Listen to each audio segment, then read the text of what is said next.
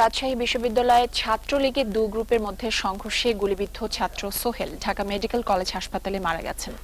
গত রাতে বিশ্ববিদ্যালয়ে মাদারবক্স হলের আশেপাশে ধাওয়া পাল্টা ধাওয়া ও গুলি বিনিময়ের সময় গুলিবিদ্ধ হন সোহেল। আধিপত্য বিস্তারকে কেন্দ্র করে রাজশাহী বিশ্ববিদ্যালয়ের ছাত্রলীগের দুই গ্রুপের নেতাকর্মীদের মধ্যে রোববার রাত 11:30টার দিকে সংঘর্ষ শুরু হয়।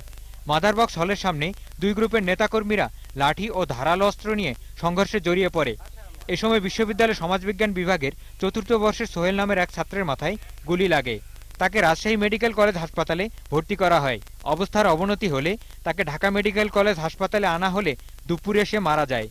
তো ওখানে কর্তব্যরত ডাক্তাররা তাকে চিকিৎসা করতে অপরাগ হয় এবং ঢাকা মেডিকেল কলেজে রেফার করে। তো আসলে তারপরে তারা আমাকে যেটা বলছিল যে 6 or 7 আওয়ার্সের মধ্যে যদি ট্রিটমেন্ট করা যায় তাহলে তাকে বাঁচানো সম্ভব।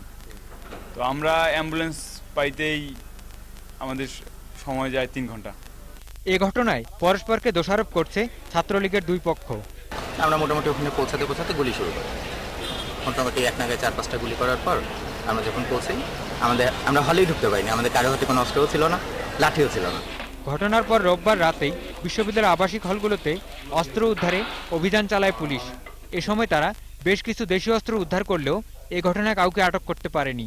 আমার মনে হয় যে এটা অনাকাঙ্ক্ষিত, এখন সঠিকভাবে বলা যাবে না যে কোন গ্রুপের সঙ্গে আর কি আসল, হঠাৎ করে একটা অ্যাক্সিডেন্টের মতোই এখন মনে হচ্ছে। এদিকে সোহেল হত্যার ঘটনায় ছাত্রলীগের 8 নেতাকর্মীকে বহিষ্কারের সুপারিশ করেছে বিশ্ববিদ্যালয় ছাত্রলীগ। ইন্ডিপেন্ডেন্ট